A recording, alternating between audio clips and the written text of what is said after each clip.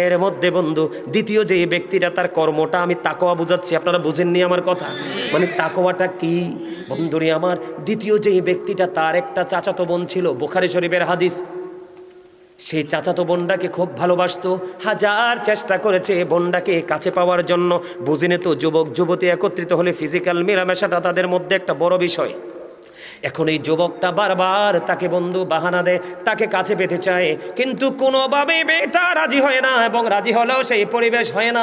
একটা সময় হাদিস শরীফের মধ্যে এসেছে, তৎকালীন সময়ে বন্ধু দুর্ভিক্ষ শুরু হয়েছিল। এই দুর্ভিক্ষের সুযোগ পেয়ে ওই যে 2 নাম্বার লোক, 3 জনের মধ্যে তার চাচাতো বোনকে 200 দিরহাম দিয়েছিলেন। 200 দিরহাম দিয়ে বিনিময়ে তাকে কাছে পেতে চেয়েছিলেন। বন্ধু যখন এই 200 দিরহাম এটা পাইল, পাওয়ার পরে ওই 2 নাম্বার ব্যক্তিটা মেয়েটার এত কাছাকাছি চলে গেল। ও বন্ধু, ছেলেটা যখন মেয়েটার একেবারেই কাছাকাছি চলে গেল, যাওয়ার পরে মেয়েটা একটা ডাক দিয়ে বলল, তুমি আমাকে টাচ করো না, তুমি আমাকে স্পর্শ করো না। কেন কেন তোমাকে আমি তোমাকে কেন স্পর্শ করব না? কই কেন করব না? তুমি কি বোঝো না? তুমি এই জন্য আমাকে টাচ করবা না, আমার কিন্তু বিয়ে হবে, আমার কিন্তু আল্লাহ রাব্বুল আলামিন আমার জন্য আমার প্রিয় একজন স্বামী বরাদ্দ করে রেখেছে। আমার যৌবন, আমার ইজ্জত, আমার সব কিছু আমার স্বামীর জন্য আমার মজুত রাখতে হবে, তুমি আমার ইজ্জত হরণ করে নিও না। এই কথাটা বলতে দেরি বন্ধু, কতটা আল্লাহ প্রেমিক, কতটা আল্লাহওয়ালা যুবক সঙ্গে সঙ্গে সে মেয়েটাকে ছেড়ে দূরে চলে আসলো, মেয়েটাকে আর টাচ করলো না। এবং হাদিস শরীফের মধ্যে এসেছে 200 দিরহাম দিয়েছিলেন, এই 200 দিরহামের ঋণ পর্যন্ত সে মাফ করে দিয়েছে, দাবি ছেড়ে দিয়েছে। ওই ছেলেটা আজকে কেউ জানে না পৃথিবীর ওই পাথরের বিপদের মধ্যে পড়ে আছে। আল্লাহ রাব্বুল আলামিনকে দরখাস্ত করে দিলেন, মালিক ওই দিন আমি চাইলে মেয়েটার ইজ্জত লুটে নিতে পারতাম, আমি একমাত্র তোমাকে ভয় করে, তোমাকে ভালোবেসে তোমার দরজায় আমাকে হিসাব দিতে হবে, এই চিন্তা করে আমি ওই মেয়েটাকে টাচ করিনি। তোমাকে পাওয়ার আশায় আমি ওই দিন ধরে চলে এসেছিলাম। ওই দিনের আমলটা যদি তুমি কবুল করে থাকো দয়াল, দয়াল রে, তুমি আজকে আমাকে পাথরের বিপদ থেকে উদ্ধার করো। বন্ধু যখন এই ছেলেটা দোয়া যখন শেষ করে ফেললো, চাইয়া দেখে পাথরটা দরজা থেকে সরে গেছে। জোরে জোরে বলেন না সুবহানাল্লাহ। এটার নাম হলো তাকওয়া। এই তাকওয়া, এবং এইভাবে আপনি আমার জীবনে যত অন্যায় করেছি আল্লাহর কাছে ক্ষমা চাইব। আবার বলছি বন্ধু, বিরক্ত হইও না, চাইলেও আমি কালকে আবার আসতে পারবো না, অনেক ব্যস্ত মানুষ আমি আপনাদেরকে বলে দিতে চাই, পুনরায় আবার ওই আলোচনায় যেতে চাই। এই যে এটার মতো তওবাটাও একটা তাকওয়া। তওবাটাও কি বড় একটা তাকওয়া। আমার এই জামাটা কিন্তু অত্যন্ত গ্লেজি, দেখেননি? এখন আমি কিচ্ছু মনে করবো না, আপনাদেরকে এক্সাম্পল স্বরূপ যদি দেই, আপনাদেরকে বললে মাইন্ড করতে পারেন, আমি মাইন্ড করব না। এখান থেকে কেউ যদি এনে, বন্ধুরে আমার এই জামাটার মধ্যে একটু কাদা লাগাই দে, এটা গ্লেজ নষ্ট হবে না? যেইটুকু পরিমাণে কাদা লাগবে সেইটুকু পরিমাণ ময়লা হয়ে যাবে। আমার নবীজি যে এভাবে বুঝিয়েছেন আমাদেরকে, আমি যেইভাবে বুঝেছি আপনাদেরকে এভাবে বোঝাই।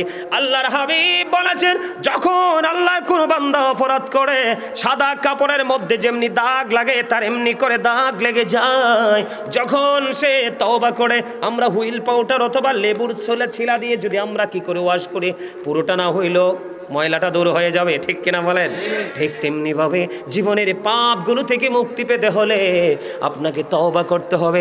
আল্লাহ রাসূল বলেছেন, দাগটা যখন লেগে যায়, তওবা করার পরে দাগটা মুছে যায়। জোরে জোরে বলেন না সুবহানাল্লাহ, আর জোরে বলেন না সুবহানাল্লাহ। বন্ধুরে আমার দিকে আপনারা তাকাইতে হবে, মন দিয়ে আমার আলোচনা শুনতে হবে। জোহাইনা গোত্রের একটা মহিলা, এদিকে তাকান। তওবা আল্লাহর কাছে কত প্রিয় বোঝার জন্য বলছি। জোহাইনা গোত্রের এক মহিলা, তার মধ্যে কত তাকওয়া দেখেন। তার ব্যভিচারের মাধ্যমে সে সন্তান ধারণ করে ফেললো। নাউজুবিল্লাহ বলেন, আরো জোরে। ব্যভিচারের মাধ্যমে সন্তান ধারণ করে ফেললো। সন্তান ধারণ করার পরে আপনার আমার প্রাণের নবীর কাছে চলে গেল।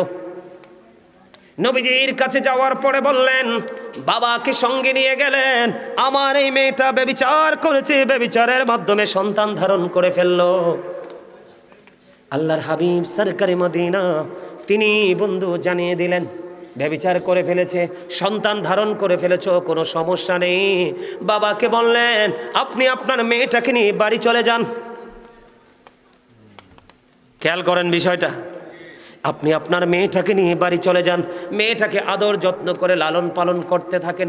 যখন সন্তান প্রসব করবে, সন্তান প্রসব করার সঙ্গে সঙ্গে, সন্তান প্রসব করার পরে মেয়েটাকে নিয়ে আমার কাছে চলে আসবেন। বন্ধু, মেয়েটাকে নিয়ে বাবা বাড়ি চলে গেল, হাদিস শরীফের মধ্যে এসেছে মেয়েটাকে নিয়ে বাবা বাড়ি চলে গেল। বাড়ি যাওয়ার পরে বন্ধু আদর যত্ন করে মেয়েটাকে লালন পালন করতে করতে করতে করতে এমন একটা সময় আসলো, মেয়েটা সন্তান প্রসব করলো।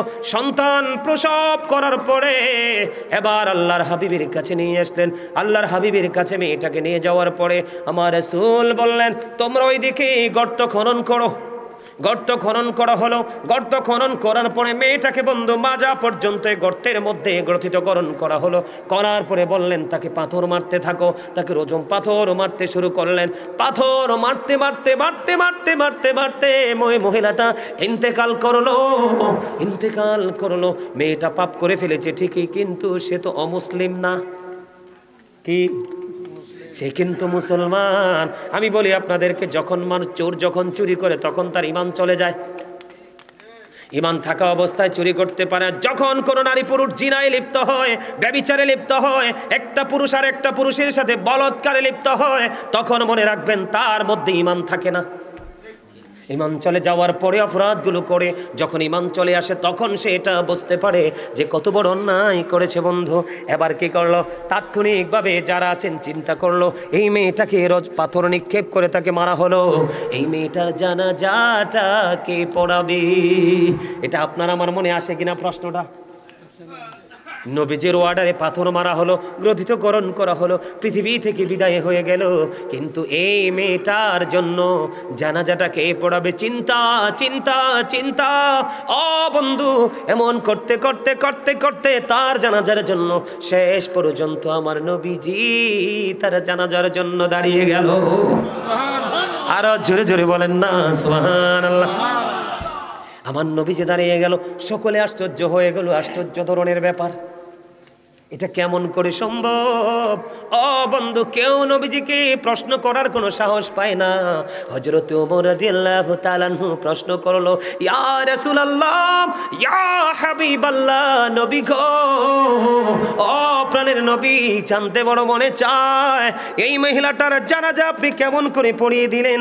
আমার নবীজি বললেন, তোমরা প্রশ্ন করবা এটা আমি জানতাম রে। এই মহিলাকে জানাজা পড়ার কারণ হলো, আমি নবীজি তার জানাজা পড়িয়ে দেওয়ার কারণ হলো, এই মহিলাটা এমন তাকওয়া নিয়ে তওবা করে ইন্তেকাল করেছে। মহিলাটা তে মনে মনে চিন্তা করেছে, আল্লাহ যেই কোনো সাজার মধ্যে আবার জীবন চলে যান, এই তারপরেও আমি এই অপরাধ থেকে মুক্তি পেতে চাই। তার মধ্যে এত তাকওয়া ছিল, তার মধ্যে তো ভয় ছিল, এমন ভয় এমন তাকওয়া নিয়ে সে তওবা করেছে। আল্লাহ রাব্বুল আলামিন তার এই তাকওয়ার কারণে আল্লাহ রাব্বুল আলামিন তাকে কবুল করে নিয়েছে। আল্লাহর হাবিব জানিয়ে দিলেন, সেই মহিলাটা একা যে তওবাটা করেছে, মদিনার ৭০ জন অপরাধীকে যদি আমি একটা মহিলার তওবা বন্টন করে দেই, সবার ৭০ জনের ক্ষমার জন্য যথেষ্ট হয়ে যাবে। খেয়াল করছেন বিষয়টা? কেমন করে তওবা করতে হবে? তবে তওবা কিন্তু ওই মূলা যেইভাবে তোলেন, লাল শাক যেইভাবে তোলেন, তওবা এইভাবে করলে হবে না। তওবা করার কিন্তু কিছু কন্ডিশন আছে। এর মধ্যে বন্ধু প্রথম কন্ডিশন হলো, আপনি আল্লাহকে কথা দিতে হবে, জীবনে আর কোনো দিন আমি এই অপরাধ করব না।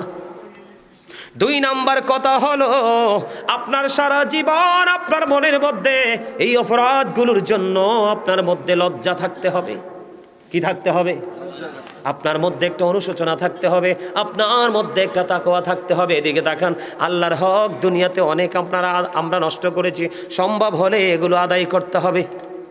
বান্দার হক যদি খেয়ে থাকেন বন্ধু, বান্দার হক রিটার্ন করে এগুলো আবার ফেরত দিতে হবে। সবচেয়ে বড় ক্রিটিক্যাল ভেরি হার্ড ইস্যু যেটা, সেটা হলো বন্ধু, তুমি তো চিকন ছিলা, গত 15 দিন বা 1 মাস বা 2 মাস আগে তুমি চিকন ছিলা, স্লিম ছিলা, এখন তুমি হেলদি হয়ে গেছো। আছে না নাই? আছে না নাই? তোমার স্লিম থাকার পিছনে কারণটা কি? তখন তুমি হালাল খেয়েছো। এখন তুমি হেলদি হওয়ার কারণ কি? এখন তুমি হারামের সাথে যুক্ত হয়ে গেছো।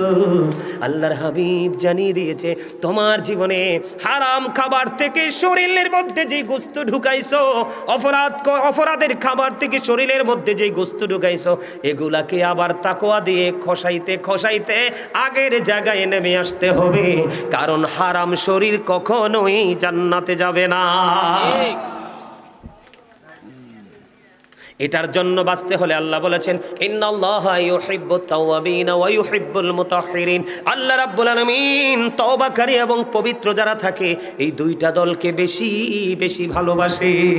কারণ আপনি পবিত্র হবেন তখনই যখন তওবা করতে পারবেন। কি করতে পারবেন?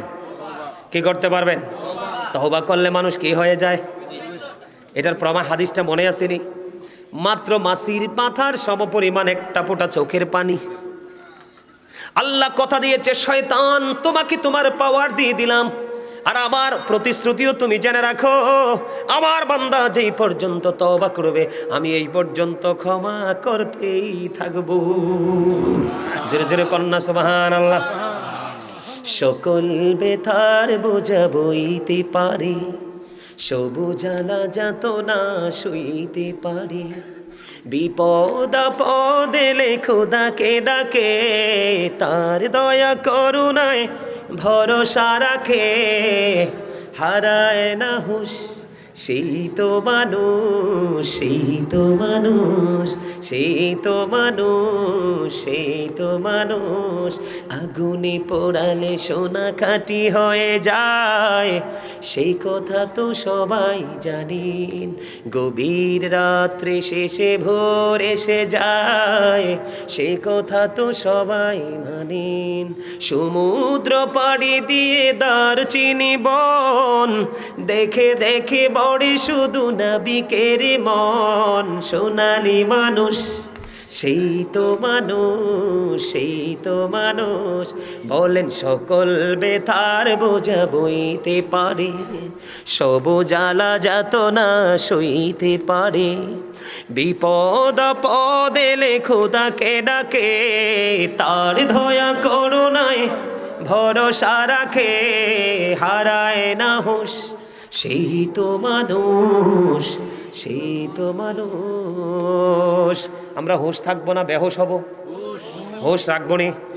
এবার আপনাদের মনের মধ্যে একটা প্রশ্ন আসতে পারে, বলে হুজুর সারাটা জীবন অন্যায় করে ফেলেছি, অপরাধ করে ফেলেছি, অপরাধের কিন্তু কোনো ক্লাস নাই, অপরাধী কথা কয় না। অপরাধ কি? আপনি ছোট ছোট গুনাহ যখন কন্টিনিউ করতে থাকবেন, এটা একদিন কবিরা গুনাহে রূপান্তরিত হয়ে যায়। তাহলে অপরাধকে ছোট করে দেখা যায়নি। অপরাধী বন্ধু বিরক্ত হন, শেষ করে দিব। তাবারুক আছে? তাবারুক আছে? মাশাআল্লাহ, আলহামদুলিল্লাহ। এখন তো আমাদের দেশে অনেকে তাবারুক বিরোধীও বাড়িছে হন হুজুর, জানেননি এটা? কথা কয় না কেন? এখন তাবারুক খাওয়ার বিরুদ্ধেও কথা বলে, কিন্তু দিলে আবার তারাও খায়। কথা কন না কেন? খাই কি খায় না? আছে না নাই? আমি তো পুরা দেশটা সফর করলাম, পুরো বাংলাদেশটা আরো মানে ৩-৪ বছর আগে শেষ। দেশের বাহিরেও কয়েকটা আল্লাহ দেশ ঘুরাইছে, দেখাইছে, আরো ঘুরবো। কত কিছু যে এই বয়সে দেখছি যেটা মুসলমান হিসেবে ভাবতে লজ্জা লাগে। তবে আমি সেদিকে যাই না। আলোচনা আরেকটু করবো? সবাই রাজি? সবাই রাজি? তাহলে নবীকে ভালোবাসেননি আপনারা? হ্যাঁ, নবীর প্রেমের একটা গজল গাইবো। আমার সাথে রাজি আছেন গাইতে সবাই? হ্যাঁ, একবারে পুরনো একটা গজল আমার সাথে গাইবেন। দিদি পাল তুলে দে মাঝি হেলা করিস না, দিদি পাল তুলে দে মাঝি হেলা করিস না, ছেড়ে দে নৌকায় আমি যাব মদিনা, ছেড়ে দে নৌকায় আমি যাব মদিনা। দিদি পাল তুলে দে মাঝি হেলা করিস না, দিদি পাল তুলে দে ছেড়ে দে নৌকায় আমি যাব মদিনা, ছেড়ে দে নৌকায় আমি যাব মদিনা।